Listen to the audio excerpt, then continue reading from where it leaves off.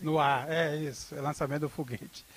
Boa tarde a todos que nos acompanham. Isso aqui é mais uma edição do Encontro com Jornalistas. Não é, é uma edição mais do que especial, especialíssima. Então, queria agradecer primeiro tanto que a gente está fazendo aqui no Barão de Tararé, que é não só um centro de estudo de mídia, mas uma trincheira aí da defesa da democracia e do direito à informação. Queria agradecer também a os convidados e nomeá-los, a Zenha, Miro, Rodrigo Viana, Fernando Moraes, Eleonora de Lucena, Paulo Henrique Amorim, Luiz Nassif. Queria agradecer a todos. A ideia aqui é que a gente tenha uma conversa, uma entrevista com o Mino, que a gente também troca uma ideia aqui sobre os rumos do país. Eu vou me dar aqui, me permitir, já que eu estou com o microfone, a fazer a primeira pergunta. Mino, boa tarde. A pergunta é, por que você decidiu não mais escrever editoriais na carta? Bem, primeiro eu quero agradecer a presença dos blogueiros do bem. Toca-me profundamente. Agradeço mesmo. Quanto ao fato de eu ter decidido parar de escrever os meus editoriais na Carta Capital, isso foi motivado pela inevitável conclusão de que eu estou escrevendo as mesmas coisas há tempo demais. Então estou cansado de escrever sempre as mesmas coisas. É essa a razão primeira.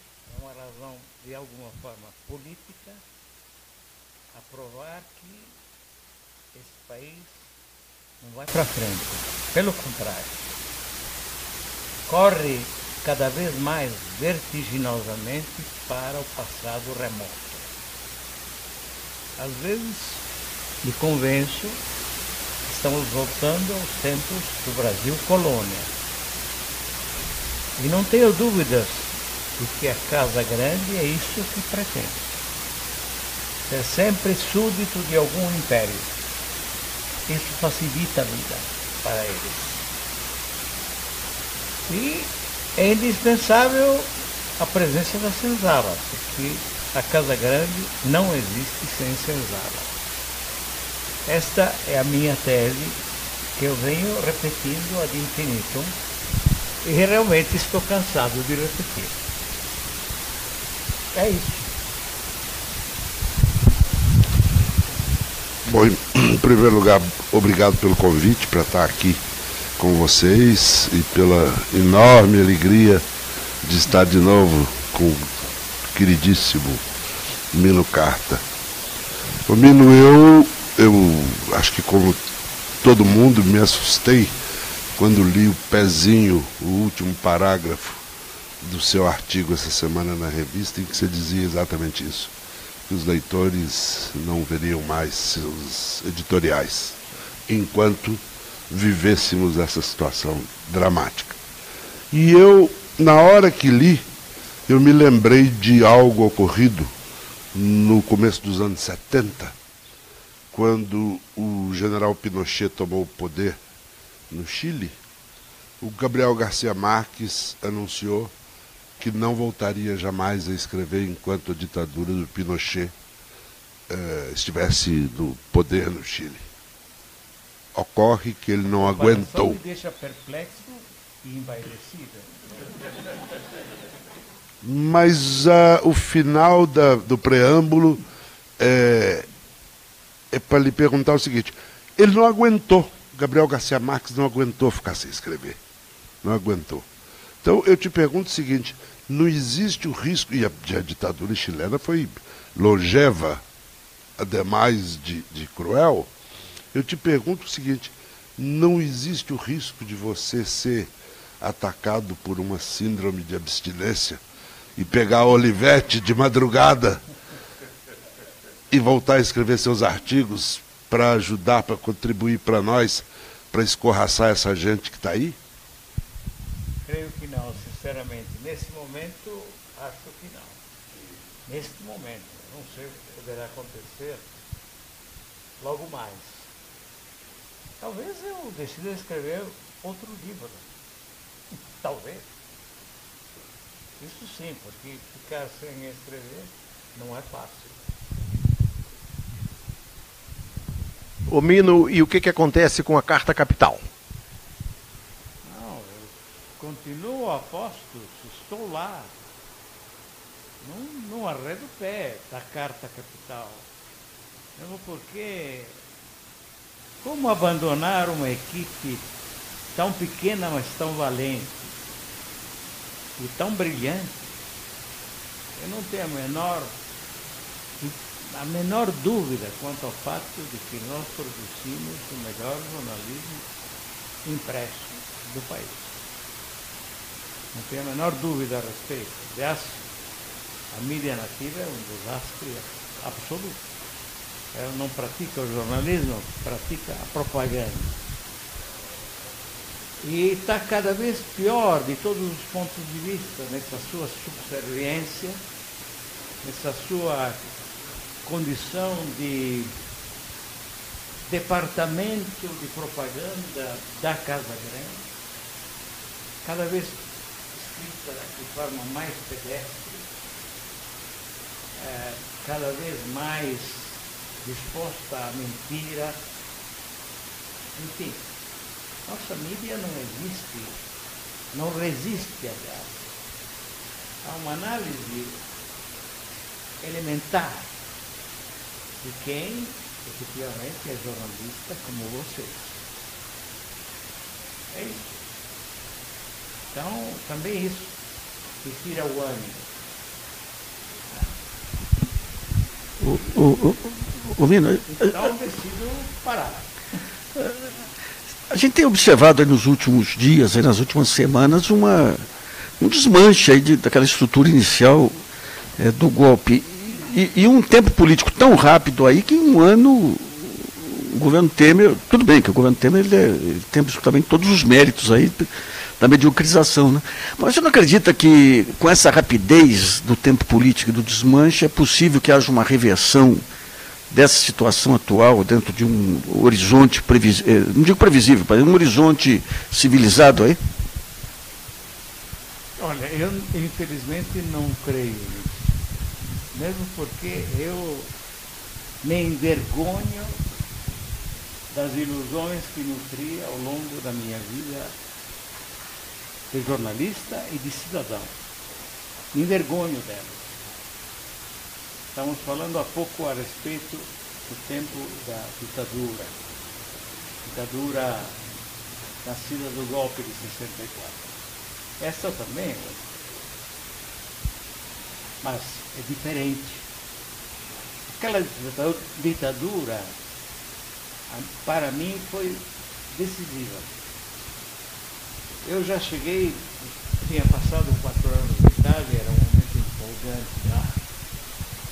Tinha um partido comunista e sindicato. Contribuíram decisivamente para tornar a Itália um dos países mais ricos do mundo. Contribuíram com sua capacidade de pressão. E eu estava desse tempo, mas topei fazer uma revista sem saber de automóveis, sem saber dirigir. Isso mostra uma certa irresponsabilidade por parte dos Chile. Mas eu diria que foi um sucesso retumbante. Mas com o golpe de 64, por quê?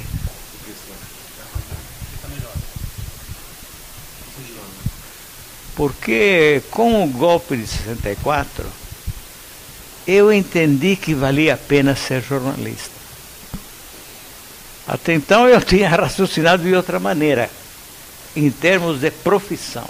Em termos ideológicos, não. Mas em termos de profissão, sim. Eu entendi que valia a pena ser jornalista, que mesmo um leve momento de verdade, nas entrelinhas até de um texto, aquilo poderia sobrar para que no futuro os historiadores pudessem reconstituir a verdade factual, como sussurrava Hannah Arendt. Então foi um momento, de alguma forma, importante da minha vida. Foi um momento de desafio. O fato de ter sido brutalmente censurado me envaideceu e me estimulou muito. Me orgulho daquele tempo. Hoje, não. Hoje é o exato oposto. Mas eu me pergunto, mas como é possível que nós não tenhamos percebido, a partir das diretas já, que foram um grande movimento popular autêntico e empolgante, sem dúvida.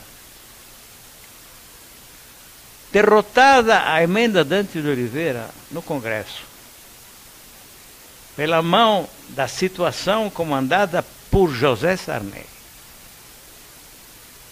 que é, em privado, até uma pessoa razoavelmente simpática, mas é o oligarca do Maranhão. É um homem capaz, ao mesmo tempo, de uma crueldade, de uma ferocidade inauditas. Esse senhor, que derrubou a emenda Dante de Oliveira, exatamente a emenda das diretas, já, tornou-se presidente do Brasil. Em virtude dos fados que entraram em cena e determinaram o falecimento de Tancredo Neves. É uma lição terrível. Mas muitos, a mídia nativa falou em redemocratização, assim como até pouco antes tinha falado em revolução a se referir ao golpe de 64. Como é possível redemocratização num país como este, onde a Casa Grande e a Senzala continuam de pé? Essa também é uma mágoa insuportável para mim. Pouco mais de um mês atrás, o eminente professor Temer deu uma entrevista à Folha de São Paulo, que hoje defende ardorosamente a sua permanência na presidência, nessa presidência fictícia, como diz Nerlando Beirão. E ele vai à Folha e, postado diante de um entrevistador da Folha, diz: realmente o impeachment nasceu de um momento de gravíssima irritação do Eduardo Cunha. Onde sobraram as pedaladas? Não sei. Alguém falou alguma coisa? Alguém chamou a atenção do país para essa tragédia? O PT montou um barraco no Congresso para exigir a volta imediata de Dona Dilma? Não. Isso também representa para mim uma mágoa atroz. A minha amizade com o Lula, que ormai tem 40 anos, a essa altura tenho 40 anos, essa amizade é incondicional. Mas eu discordei inúmeras vezes de Lula. Inúmeras vezes. Lula é o único líder popular brasileiro. Essa história começa nas greves do final dos anos 70 e culmina com a greve de 80, da qual resulta a prisão de Lula e o enquadramento dele na famigerada Lei de Segurança Nacional. Aquele movimento, no meu entendimento, chega a ter mais importância que a luta armada. Respeito muito os senhores que pegaram em armas e foram combater a favor da liberdade e da igualdade. Mas eu acho que aquele movimento teve mais força, mais impacto. E foi, em primeiro lugar, obra do Lula. Sem contar a transformação de um sindicalismo entregue aos pelegos a um sindicalismo entregue a gente que sabia o que estava fazendo e que agia realmente a favor dos trabalhadores. O nascimento do Partido dos Trabalhadores, eu o saudei com grande entusiasmo. Nunca fui filiado ao PT, mas o saudei com muito entusiasmo porque via o nascimento de um partido de esquerda, de verdade, um verdadeiro partido de esquerda, que é indispensável para esse país. É indispensável, era então e até hoje é. Então, por que posso discordar do Lula? Porque o PT no poder, isso escrevi inúmeras vezes, portou-se como os outros. Esqueceu a plataforma de antanho. Mergulhou nos mesmos pecados.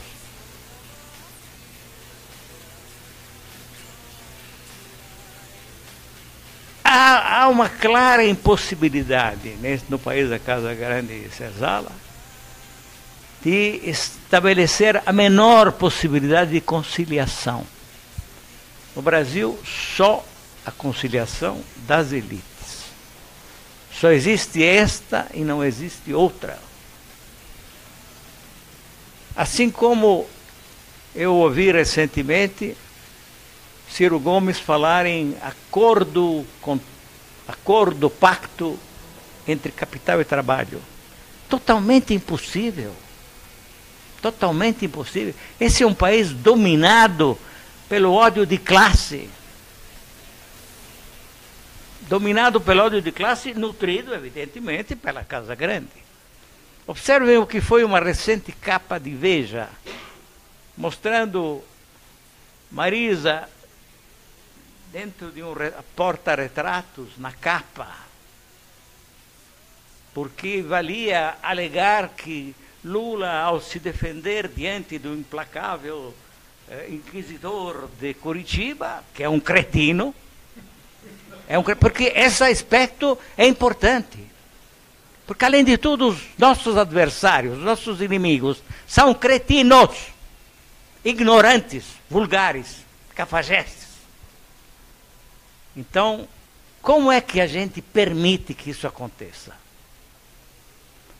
Eu discuto, inclusive, a presença de uma... Eu leio direita, esquerda, mas que direita, que esquerda? A Casa Grande é de direita? Mas, pelo amor de Deus, não vamos ofender a direita. A Casa Grande é da prepotência absoluta, é ponto. Pré-histórica. É isso. Isso. E a esquerda? Tivéssemos tido uma esquerda que o PT prometia ser, ela teria aberto os olhos do povo, teria educado o povo, teria levado o povo a entender a desgraça, a humilhação a que é submetido diariamente. Não temos esquerda. Tem algumas pessoas, sim, que são de esquerda, e são, sinceramente, mas não tem uma esquerda organizada. Vejam o PT, como o PT reage ao complô contra Dilma Rousseff. Presidenta eleita. Como reage? Não reage. Engoliu tranquilamente tudo o que estava acontecendo. Né? É impossível, então, a conciliação, é impossível um entendimento. E eu discordei, por exemplo, do Lula, quando, ao chegar ao governo, depois da vitória de 2002, chamou Dornelles para o Banco Central. Não Dornelles, Meirelles. São parecidos. São da mesma família. Também, Não, porque o pessoal aí estava querendo fazer perguntas. É porque a gente está só com o microfone. Agora o microfone só. Sobre esse seu editorial de provisória independência ou ou libertação, você menciona o fato de que, se fosse na Itália, o Moro estaria na cadeia. Você podia, talvez, expor um pouco esse pensamento com alguma profundidade, se possível. Eu ia perguntar sobre os próximos, o que você está vendo para os próximos momentos, porque apesar de estarmos no meio de um golpe, quer dizer, as coisas estão mudando rapidamente. Houve uma greve geral, há uma resistência à palavra de ordem direta já. De outro lado, há uma divisão, não se sabe a dimensão, dentro das hostes golpistas. Como é que se pode enxergar assim os próximos movimentos em 2018? São duas perguntas. A primeira diz respeito ao Moro. Não sou eu quem disse isso, não sou eu que escrevi. Um dos juízes mais destacados da operação Mani Pulite, Mãos Limpas, italiana, começo dos anos 90, veio ao Brasil a certa altura, e até eu estive com ele, isso mais ou menos em torno de maio do ano passado, mais ou menos, um ano atrás, para observar de perto o funcionamento da Lava Jato. Quando voltou à Itália, ele disse textualmente: se nós tivéssemos agido na Mani Pulite como age o juiz Moro na Lava Jato, nós é que teríamos acabado na cadeia. O Supremo italiano os teria conduzido até o cárcere, inevitavelmente. Não, o processo conduzido por esse juiz monocrático, na verdade é um torquemadazinho provinciano, né? Esse é totalmente irregular, totalmente errado, tudo errado do ponto de vista jurídico. Sem contar que esse tipo de processos não podem ser conduzidos por um juiz único. Tem de ser por um colegiado de juízes. Então, eu não disse que eles teriam acabado na cadeia. Quem disse foi um dos participantes de Mani Pulite, um dos integrantes mais importantes da força-tarefa de Mani Pulite. A segunda pergunta dizia respeito ao futuro. Bem, eu não me iludo, por exemplo, com esse aparente racha dentro da mídia nativa. Essa é a antessala da enésima tentativa de uma conciliação das elites. Do velho jogo que, segundo Golberia, de sístoles e diástoles. Em certo momento você tem a sístole, mas vai ver a diástole e vai por aí fora. Então, isso quanto ao aparente racha da mídia. No fim, vai ganhar a Globo. A Globo vai ditar o jogo. E os outros irão atrás. Né? Muito bem. Porque, inclusive, a gente precisa entender o que é a Casa Grande no Brasil. A Casa Grande no Brasil é o capital financeiro, os rentistas, muitos deles empresários, mas felizes de ter descoberto que a melhor coisa é fabricar dinheiro, em lugar de fabricar bens ou serviços, eles gostam de fabricar dinheiro. Os especuladores. Essa é a turma da Casa Grande. E a mídia. Os senhores Marinho são claramente senhores da Casa Grande. E a mentalidade deles é exatamente aquela da Casa Grande. Eles estão um pouco ligando em relação ao país. O país não interessa. O que interessa é o deles. A conveniência deles. Isso é que interessa. Isso é de uma clareza absoluta. Nós realmente, numa situação dessas, corremos o risco de parecer ou muito hipócritas ou muito cretinos. Não tem grande escolha. Porque as coisas são evidentes. Evidentes demais. Entende? Então, isso é que me atormenta e que me leva a dizer, bom, mas então vamos parar, porque aqui não tem jeito. E eu não vejo possibilidade.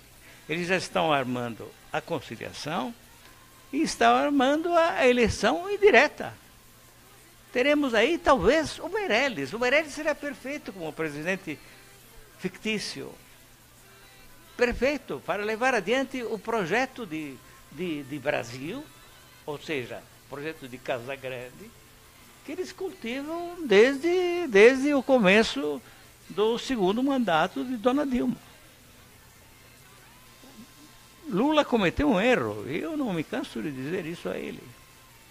Ele devia assumir a Casa Civil no momento em que ela tomou posse para o segundo mandato. Esse era o momento certo. Mino, no rumo da Eleonora, o quadro é bastante sombrio. Agora, nós estamos vivendo um momento de trepidação.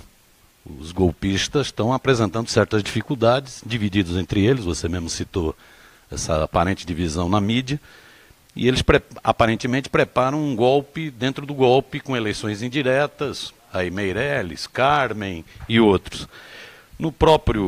Nesse editorial, que o Sérgio começou a entrevista com o seu editorial, você diz o seguinte, que a solução pacífica e inteligente está na convocação de eleições diretas. Como que você vê que a gente pode viabilizar esse processo de eleições diretas? Amanhã, por exemplo, nós vamos ter 100 mil pessoas em Brasília. Né? Nós temos vários protestos marcados. Qual é o rumo para garantias diretas no Brasil? Eu, sinceramente, não sei. A revista Carta Capital continuará a bater nesta tecla com grande energia, vigor e determinação. Mas não acredito que isso seja possível. Não acredito mesmo. Eu acho que o racha, qual falei, é aparente. A divisão é aparente. Eles sabem perfeitamente que o que lhes convém é a eleição indireta. E a confiança deles é que a senzala não tem condições de reagir. A senzala não reage. O nosso povo é um povo que traz no lombo a marca da chibata. A maior desgraça do Brasil é que nos torna diferentes, é bom acentuar isso, e muitos outros países latino-americanos. Nosso problema é que nós padecemos 3 séculos e meio de escravidão. E eles deixaram uma marca feroz na condução da política brasileira. Tem coisas que me irritam e que me levam a parar de escrever. Por exemplo, os economistas que falam de classe média. Mas classe média no Brasil estão se referindo a quem?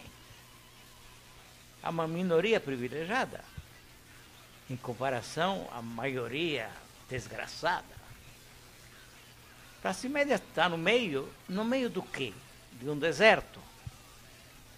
É inacreditável que a gente diga essas besteiras. Como a incompreensão em relação a outras palavras, burguês. Na Europa, o burguês é o classe média. É isso. Aqui não, é uma espécie de ser supremo, aristocrático, que tudo pode. Inclusive tomar vinho gostando de guaraná. É isso.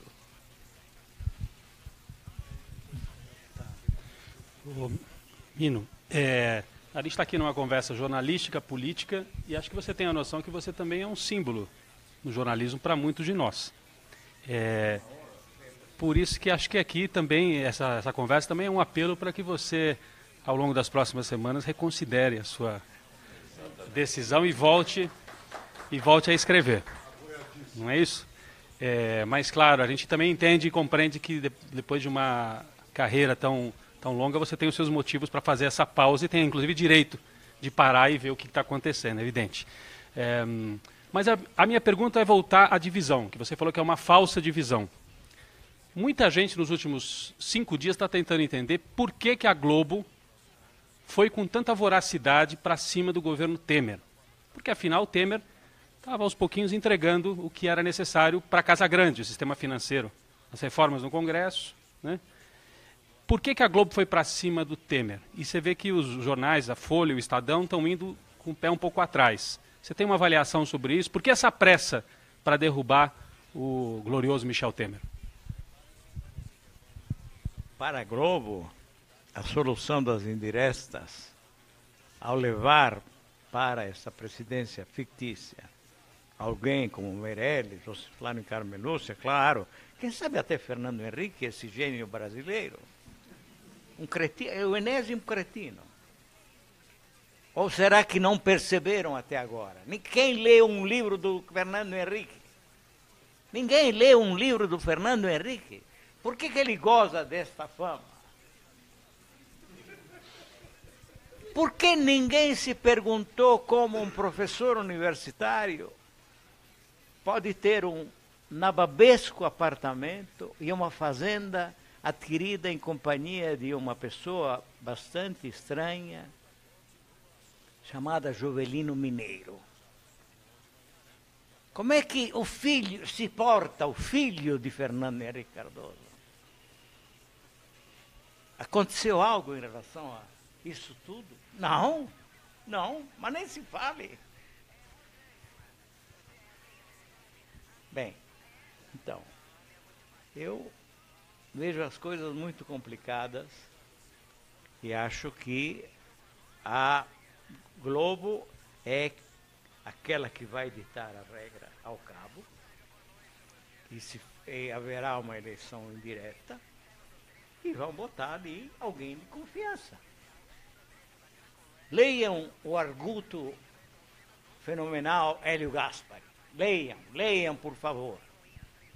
Ele diz que é melhor com Temer do que sem Temer, mas não dizia isso 2 anos atrás, falando de Dilma Rousseff. E realmente teria sido melhor deixar a Dilma aqui. Teria sido melhor. Melhor com Dilma do que sem Dilma. Agora essa é a tese, entende? Por quê? Porque por parte desses jornais existe uma dúvida atroz. Será que receberemos toda essa publicidade com que nos brinda o senhor Temer?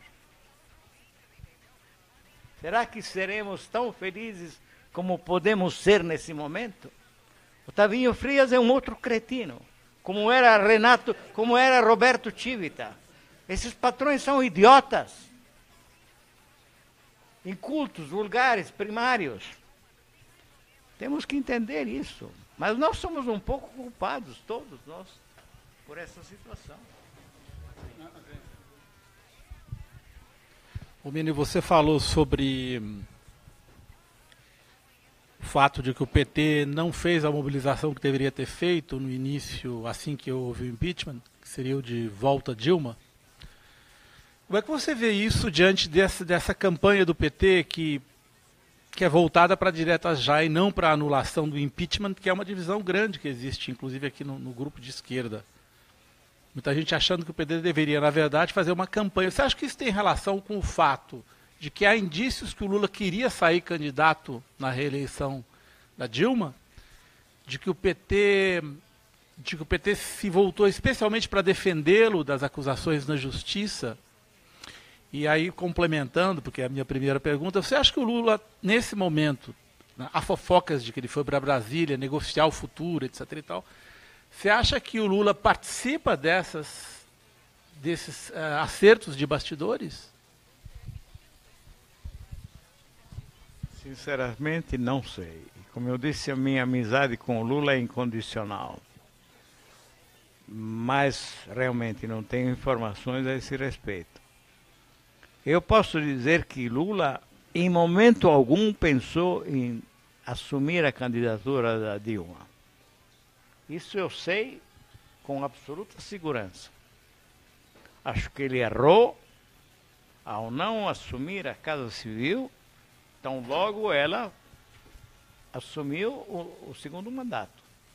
Foi levada ao segundo mandato. Foi levada. Ela assumiu efetivamente o segundo mandato. Ela foi empossada pela segunda vez. Aquele era o momento em que ele deveria ter assumido a Casa Civil.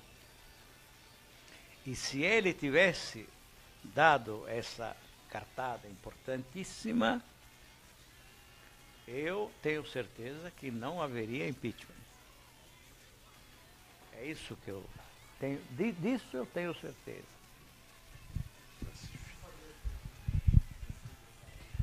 Ô, Mino, quer dizer, apesar desse predomínio da Globo aí, nas últimas décadas a gente teve, digamos, a cartelização envolvia também a Editora Abril, com a Veja, o Estadão e a Folha. A gente vê que os três grupos aí, eles estão em fase de quase inviabilidade do modelo de negócio.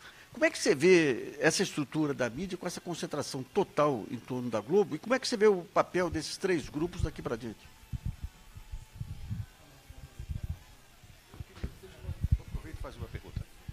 Ô Mino, nesse editorial de provisória suspensão das suas atividades na Olivetti, você fala sobre um fato que não é privilégio da Carta Capital, que são as dificuldades financeiras de todas as publicações do país. Nós todos sabemos que todas as publicações e todas as mídias vivem o problema da falta de publicidade. Não. Nós,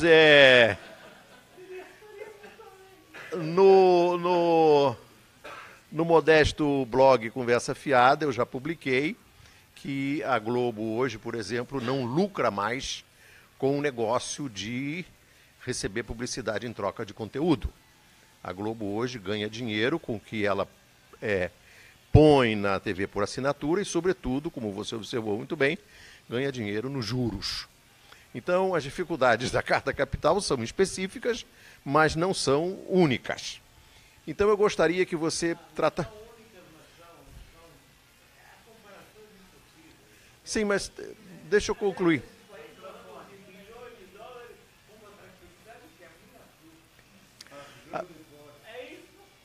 A minha pergunta é: qual a sua avaliação sobre a política de mídia técnica dos governos do PT?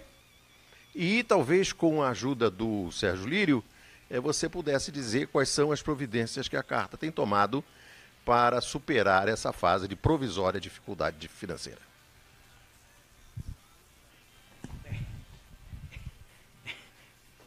Não paga salários. Tem uma equipe generosa que trabalha sem salário. Até quando? Não sei. Não temos dinheiro para pagar a impressão da revista. Estamos sem dinheiro. Eu não tenho mais um tostão furado. O pouco que eu tinha foi tudo tragado pela revista. Nós temos até fizemos um plano assim para envolver sindicatos, fazendo um plano de assinaturas pela CUT, pelos sindicatos filiados à CUT, ligados à CUT. Mas os sindicatos de hoje não são aqueles do final dos anos 70. Os sindicatos de hoje estão na mão de burocratas aferrados às suas sinecuras e aos seus salários, que suponham elevados. Então, não adianta, nós estamos perdidos, literalmente. Observem, falando com clareza, R$1,5 milhão de reais como capital de giro, nós deixaríamos perfeitamente à vontade. Enquanto se fala em bilhões, 1,5 milhão de capital de giro bastaria para nos deixar tranquilos. Essa é a situação da revista, não dá para comparar. Você acha que o Estadão vive esse problema terrível? É claro, se faltar a publicidade do Temer, vai ser chato. Se faltar para a Folha,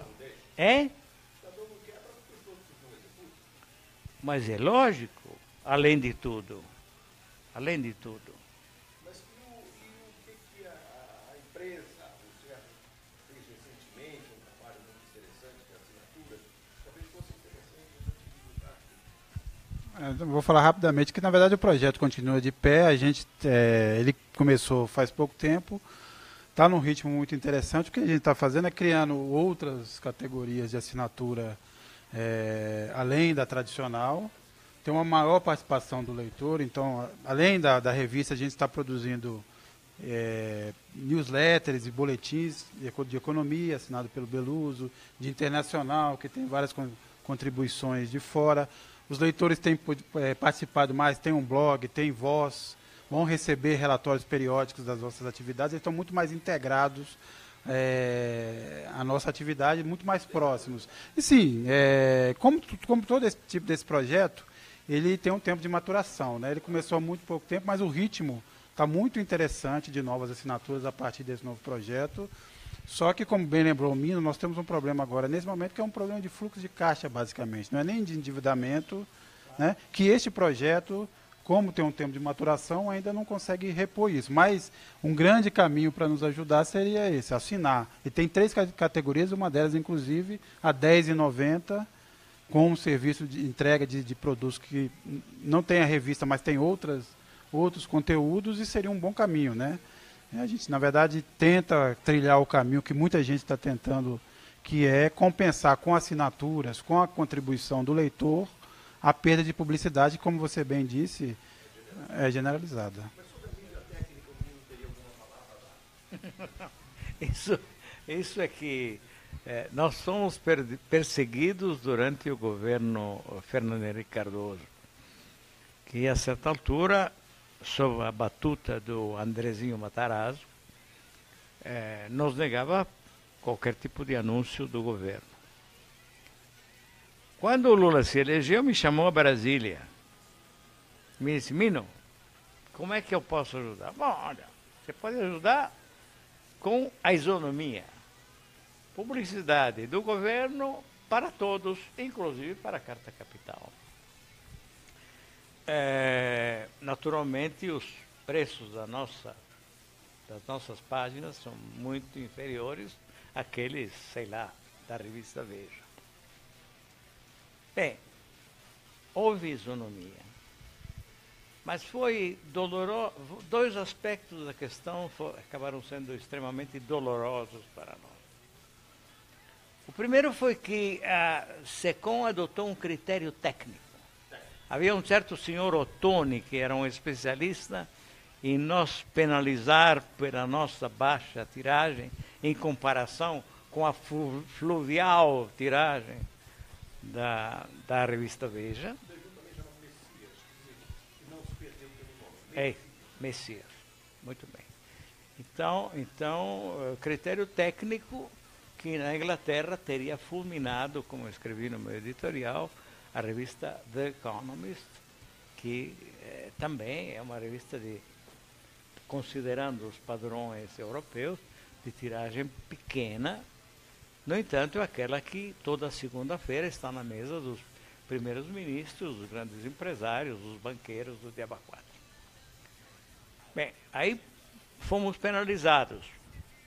Enquanto os colegas, ponto de interrogação, entre parênteses, os demais colegas da mídia nos apontavam a execração pública porque éramos uma revista chapa branca. Especialmente o Fernando Rodrigues. Não, mas tem outros. Não sei, Fernando, nem sei quem é. A gente mal sabe quem é, mas ele militou nesse campo muito importante. Sim, mas um gênio do jornalismo chamado Alberto Dines era muito constante na denúncia. É do seu tempo, é do seu tempo, é do seu tempo. Esse era especializado na acusação. É uma das pessoas mais invejosas e rancorosas que eu posso imaginar, que passaram pela minha vida, mas sempre ouvi pouco, felizmente. Um dedo duro pós-64, condecorado pelo almirante Rademacher em praça pública, talvez pelos serviços prestados, vaidoso além da conta. Enfim, mas não importa. Celebrado como um jornalista importantíssimo na história do Brasil, não sei porquê. Dizia dele o Milor, finalmente, quando ele ganhou o prêmio Cabot Lodge, que é um prêmio dado pelas casas grandes do mundo, né? E aí ele foi recebê-lo. E o Milor Fernando escreveu, finalmente temos um jornalista cabotino. Mas enfim. Então, mas certo. Mas o meu irmão é imortal, como o Zuenir Ventura. Eles são imortais. Mas a mídia técnica? Não. Pois é, a mídia técnica nos penalizou brutalmente. A certa altura, chega a dona Dilma e chama a senhora Chagas para a SECOM, que é uma empregada da Globo. E a SECOM virou a antessala da Globo. Eu me convenço que o PT adora a Globo. Eles gostam da Globo, assistem toda noite, o pessoal do PT toda noite assiste o Jornal Nacional. E toda noite eles estão ali esperando a notícia. É isso. Bom, sem falar aqueles programas da manhã das 8 horas, do café da manhã, do breakfast. Aqueles programas, aquelas entrevistas matinais. Tem um efeito extraordinário. E uma página amarela. Quem me encanta, por exemplo, é o senador Humberto Costa. Esse foi as páginas amarelas, senador do PT. Ele disse, mas vamos parar de falar em golpe, disse a Veja, extasiada. Ninguém dentro do partido toma qualquer providência em relação a esses pilantras, a esses canalhas. Então, por que eu haveria de esperar que aconteça algo positivo no curto ou no médio prazo? A longo prazo, nem sei, porque... Bom, eu não estarei nem a médio presente, mas enfim, o Brasil é um caso perdido. Perdido. Não tem jeito. Tem a pergunta do Nassif, que é só se sobrar sua Globo. É mais ou menos isso, né? Resumindo aqui, se sobrar concentração do mercado. Mas o que estiver aí, a Casa Grande, vai adorar, porque eles são integrantes fundamentais da Casa Grande. Claro. É a supremacia da Casa Grande, que não tem contestação. Não tem contestação boa, eficaz. Eu acho que o protesto contra coisas fundamentais para o cidadão brasileiro, como aposentadoria, enfim, carteira de trabalho, coisas efetivamente fundamentais, e que podem provocar um certo desconforto popular, produzir até manifestações pluviais, ou uma greve que funcionou, embora negada pela mídia nativa, não funcionam para outras coisas. E eu me pergunto, será que eles não estão certos? Será que quem não manifesta a favor de direta já não é compreensível no seu distanciamento da realidade dos fatos? Porque incapaz, inclusive, de perceber até onde chega a humilhação a qual ele é diuturnamente submetido.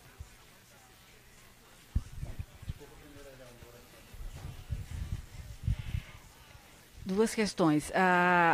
O golpe, uma das linhas mestras do golpe é a questão da desnacionalização. Abertura para capitais, para o mercado financeiro. Isso também deve acontecer na mídia? O senhor prevê uma abertura para o capital estrangeiro enorme? E isso seria uma demanda dos próprios meios de comunicação? E a segunda questão é o seguinte: o senhor falou dos erros que se cometeu, você falou... É o hábito. É o hábito.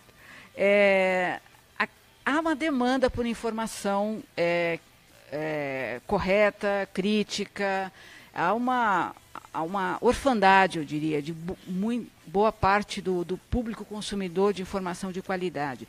Não haveria possibilidade de alguma integração de todas essas iniciativas que estão na internet ou fora dela, para se tentar construir alguma coisa mais unificada, para suprir essa demanda do mercado?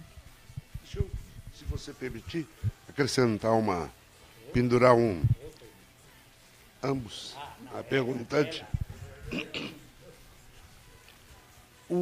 Apenas para lembrar que o hoje chanceler Aloysio Nunes Ferreira foi quem apresentou, é o autor da emenda à Constituição que passou a permitir pelo menos 30% de capital estrangeiro nos veículos de comunicação, o que permitiu que a Napster sul-africana salvasse a vida da revista Veja. Napster, as pessoas devem saber, foi um dos esteios do apartheid na África do Sul.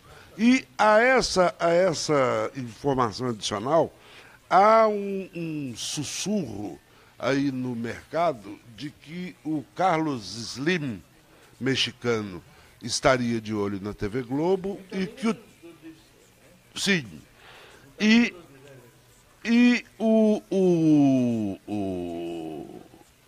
Além do Slim de olho na Globo, o Turner. Nós estamos se acordando de uma diarreia indonésia. Não sei porquê, eu penso na floresta e nos germes que se espalham pela floresta, como uma diarreia indonésia não passa. Essa não passa. É o chamado tsunami de cocô. É isso. Além do Slim, o Turner estaria de olho no grupo Bandeirantes. Você vê a perspectiva de que essa emenda à Constituição, de autoria do Aloysio, possa ser estendida aos meios eletrônicos de comunicação, que não são propriedades das pessoas, são uma propriedade social. Você teme que isso possa vir a acontecer? Eu temo francamente. Aliás, a propósito de emendas à Constituição, há eminentes juristas que sustentam que a Constituição não se toca. Não toquem na Constituição, pelo amor de Deus. No Brasil. Mas, enfim, é bastante provável que isso aconteça, claro. Mas os vendilhões da pátria estão em todos os cantos. A pátria é o último refúgio dos canalhas, né? Nós sabemos o que dizia o Dr. Samuel Johnson. Ele diz, é isso mesmo. Eu acho perfeitamente possível. Porque é uma tábua de salvação, porque é por aí e tal. Aí tudo se recompõe. Mas enfim, é a Casa Grande em ação.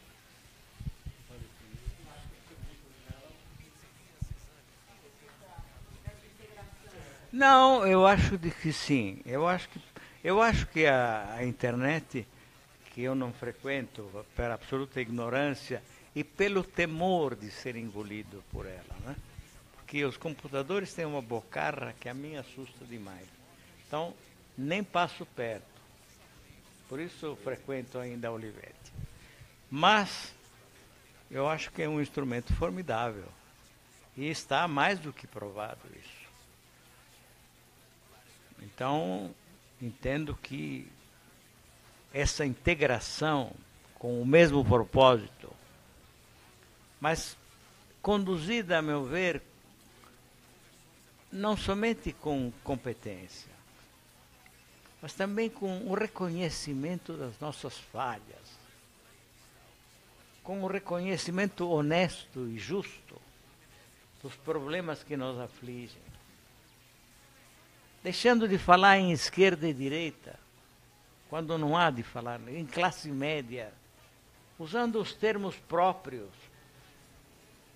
Eu acho que sim, uma integração seria muito importante e poderia trazer resultados válidos. Resultados muito bons para quem defende, em primeiríssimo lugar, a igualdade. Porque esse é o problema do país. A desigualdade monstruosa, inaceitável, insuportável, velhaca, terrível. E é nela que se estabelece a Casa Grande.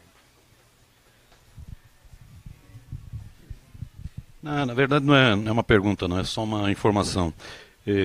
Primeiro uma observaçãozinha, os governos Lula e Dilma se caracterizaram pela tal da mídia técnica e pela tal da expressão republicano, que o Fernando Moraes detesta, né? Muito republicano.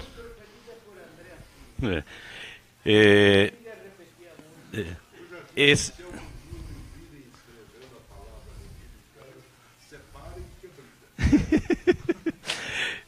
no caso do Temer. Sim. No caso do Temer, do Judas, ele não levou muito em conta nem mídia técnica, nem republicanismo.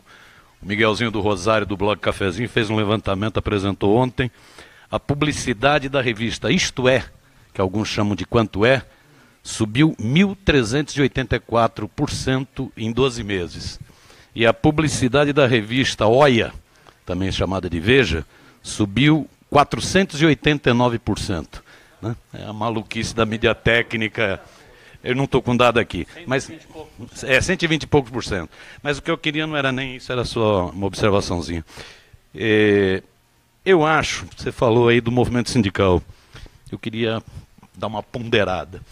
Eu acho que o movimento sindical brasileiro já percebeu que essa mídia empresarial, essa mídia, esses grandes grupos de mídia são inimigos declarados de direitos trabalhistas, direitos sindicais e tal. E eu acho que o movimento sindical brasileiro está atento a isso, tem uma resistência grande. E eu acho que o movimento sindical... E eu acho, viu, Mino? Agora eu acho, viu, Mino, que o movimento sindical devia ficar atento para a importância da Carta Capital. Isso foi o papo que eu tive antes da gente começar aqui com o Sérgio. Eu acho que o movimento sindical devia, de imediato, desencadear uma campanha, aí, independente de centrais, para...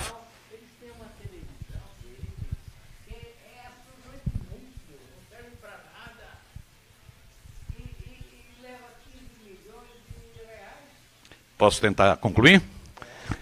Então, eu acho que o movimento sindical devia entrar com força nessa campanha que o Sérgio vem encabeçando, né? Então, trocamos um pouco de figurinhas, vamos conversar com outros sindicatos. Eu acho que a gente devia garantir a existência da Carta Capital. A Carta Capital é um instrumento indispensável para a consciência crítica no Brasil. E eu me comprometo aqui, enquanto participante do Centro de Estudos Barão do Tararé, a ajudar no que for possível para essas conversas com dirigentes sindicais, com o movimento sindical brasileiro. O movimento sindical brasileiro que está investindo um bocado na resistência ao governo Temer. Amanhã, volto a dizer, amanhã são centenas de ônibus que estão chegando em Brasília. Reforma trabalhista e previdenciária.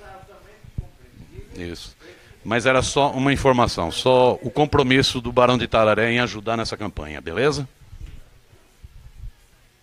Albino, você expressou a sua decepção com algumas coisas relativas aos governos Lula e Dilma, especialmente na questão da mídia técnica, mas você também falou sobre o fato de que talvez o Lula devesse ter assumido a Casa Civil na Dilma. Você também falou sobre o Carlos Slim ser amigo do Zé Dirceu. Eu acho que a gente está... O Daniel Dantas. Sim. O Daniel Dantas também. Então a pergunta é, por que apostar nesse projeto em 2018? Nesse mesmo projeto em 2018? Quem? A esquerda, apostar no mesmo projeto em 2018, do PT, do Lula. Por que a esquerda deve se organizar em torno do projeto do Lula, se vai ser provavelmente uma reprise do que nos decepcionou? Eu acho que o Lula... Ele disse uma frase importante recentemente. Eu estava presente quando ele a pronunciou. E a frase me deixou bastante satisfeito. Agora eu sei quem são os meus amigos. É isso. É isso. Como? E os inimigos, ele sabe quem são? Não, mas isso é fácil descobrir, enfim. Tem alguns que estão na cara. Não. Eu acho que ele percebeu que é a Globo hoje. E ele já chorou ao lado do ataúde de Roberto Marinho. Então, ele já sabe onde está hoje a Globo e o que representa neste país da Casa Grande da Senzala. Isso não tem dúvida. Fora o Lula, que outras lideranças no campo, vamos dizer, popular, no campo da centro-esquerda, no campo democrático, você acha que outras lideranças poderiam ter esse papel de enfrentar essa onda conservadora que vem por aí? Muita gente cita o Ciro Gomes. Conservadora não, fascista. Fascista, a onda fascista. Mas que conservadora? Conservadora era o Churchill. Não, pelo amor de Deus. Esse é o ponto no qual nós erramos. Esse é um país único na sua desgraça. Não existe outro igual. Entre os países tidos como, diga-se, um país que deveria ser uma potência mundial, um país que é favorecido pela natureza de uma forma inacreditável. Um país onde os capitalistas ainda não entenderam que o povo é um tesouro, como as benesses oferecidas pela natureza. Os capitalistas nem entenderam aquela remota lição do Ford, que Gramsci chamava de Fordismo. Não entenderam isso, porque é um bando de cretinos. E, para não dizer outra palavra que me venha imediatamente à mente, mas já falei recentemente uma palavra forte e prefiro não falar a segunda. Mas que outras lideranças você vê? Não, eu tenho muito apreço pelo Boulos. Boulos. Eu acho que o Boulos é uma liderança muito interessante, informação. Acho que o Stedley poderia ter sido, mas hoje é menos importante do que já foi. O Limberger Farias é outro que poderia crescer, a meu ver. Desde que entendesse qual é o problema real. São lideranças possíveis. Deixa eu aproveitar, pegando até um pouco do ponto do Azenha, vamos falar menos em lideranças, menos em pessoas e mais em projetos. Quer dizer, o que deveria ser um projeto para esse campo progressista para disputar o poder novamente? Vou citar um caso recente, porque tem se tentado coisas, né? Recentemente a gente teve um documento capitaneado pelo Bresser Pereira, uma tentativa de organizar algum pensamento ali, pelo menos um pensamento econômico. Mas quais deveriam ser as bases desse projeto para disputar as eleições e se retomando o poder, conduzir o país para um caminho menos atabalhoado? Bom, desde que isso fosse possível, desde que as circunstâncias permitissem, se não eleições diretas já, eleições justas em 18, desde que houvesse a possibilidade do Lula, meu incondicional amigo, apresentar a sua candidatura. Tem muitos desde que pelo caminho, né? Agora, por exemplo, a iniciativa do Bresser, eu tenho o maior respeito pelo Bresser há muito tempo, de resto. Mas a descoberta é esta: nós precisamos de um New Deal. A descoberta final é essa. Precisamos de Roosevelt. Mas cadê Roosevelt? Cadê os Estados Unidos pós-29? Onde estão? Isso não leva a nada.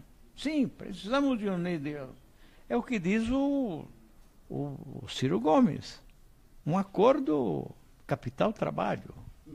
Os pactos de la Moncloa. Mas isso é sério? É possível? Não. Como alento, como anseio, melhor ainda. Está perfeito. Ninguém discute. Né? Recordo uma entrevista do Lula durante a campanha da Dilma. A entrevista que eu fiz com ele. E ele dizia: não, o que precisamos é de investimento. O povo é o nosso tesouro. Nós temos de criar um mercado interno. Isso ele dizia. Então, é o New Deal, é o acordo entre capital e trabalho. Isso é possível? Eu, no fundo, duvido muito. Acho que a gente está aqui já há mais de uma hora. Se alguém tiver alguma última pergunta, senão eu vou encerrar aqui. Não, infelizmente não, porque a gente já está com... eu vou encerrar. Encerrar isso. Deixa eu fazer a pergunta dele. Sim, no microfone. Eu sou Leonardo Vieira, assessor de Relações Internacionais da CUT. E a pergunta é a seguinte. Primeiro, tem sido feito muitos memes sobre o Aécio cheirador, né? E é sempre nessa coisa jocosa, né? E a questão de fundo, que é narco, tráfico e política no Brasil, que está chegando a galope, né? Isso é uma amiga que pediu. E a segunda é o personagem que eu acho que a gente esquece, quando a gente fala muito em Casagrande e Senzala.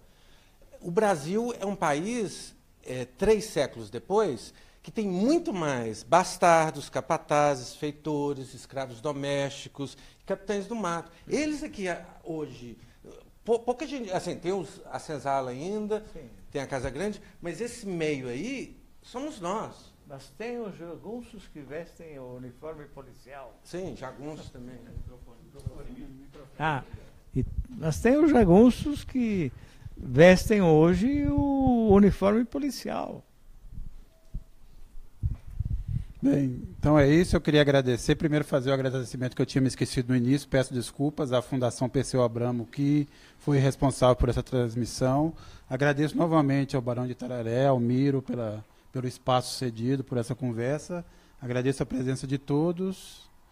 Espero que tenha sido uma tarde proveitosa, uma conversa boa. Mino, obrigado. Então, estamos encerrando aqui a transmissão. Até a próxima. Quem agradece sou eu, né?